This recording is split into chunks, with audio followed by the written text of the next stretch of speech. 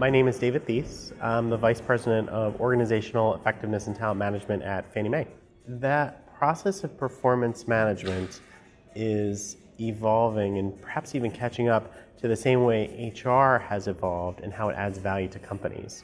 HR processes, shouldn't be HR processes for the purposes of fulfilling HR needs. What they really are processes that help the business manage and improve its return on investment in its own workforce. And so performance enhancement is a better way of thinking about a process that formerly was a little bit antiquated. It was a little bit more about filling out paperwork and checking boxes and turning it into more of an ongoing dialogue with employees about where they're at from a performance perspective, how they're delivering results, how their behaviors are contributing to the culture, and how they can get better.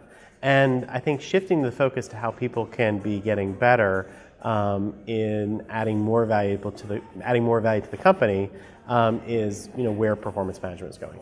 I think there's two really important parts of any performance management process to make sure that it's aligned to the company's goals. The first is that are the results you're driving towards, are the business goals that you're working towards aligned to the strategy of the company. And I think any effective manager should be able to work with an employee when they're setting goals, to not just set the appropriate goals and figure out what's achievable in a year, but help them articulate how those individual results that they're driving towards fit into what the company's priorities are. They may not be focused on everything that's important to the company, but every goal that an individual employee is working on, they should be able to tell the story of how it fits into the larger corporate goals. The other component is, how are they getting the work done? Not just what they're doing, but how they're doing it. How they're doing it should be indicative and supportive of that company's culture and values that it's working towards. So keeping those two things equally weighted, making sure that the results you're driving line up against the company's strategy, and how you're delivering the work lines up against the company's culture and values are equally important. And that's how you keep it aligned.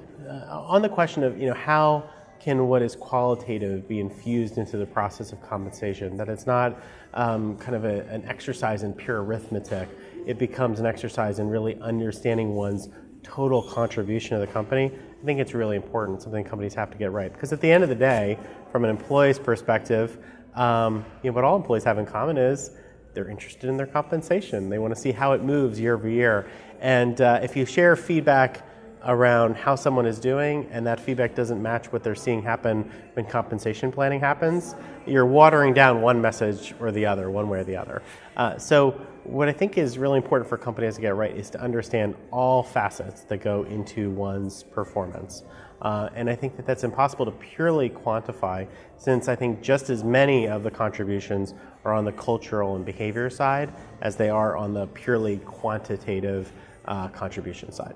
So what I would say when it comes to thinking about using defensible frameworks when you're thinking about compensation planning, I think the most important thing to get right is to put together criteria that's transparent to everybody and then make sure folks follow it. So everyone's performance is going to be a blend of things that are easy to quantify. Some things might be a little harder to quantify, but I think creating a framework that is clearly communicated, that folks can provide feedback on, that you share with everybody. There's no secret criteria. It's criteria that's completely open and consistently applied.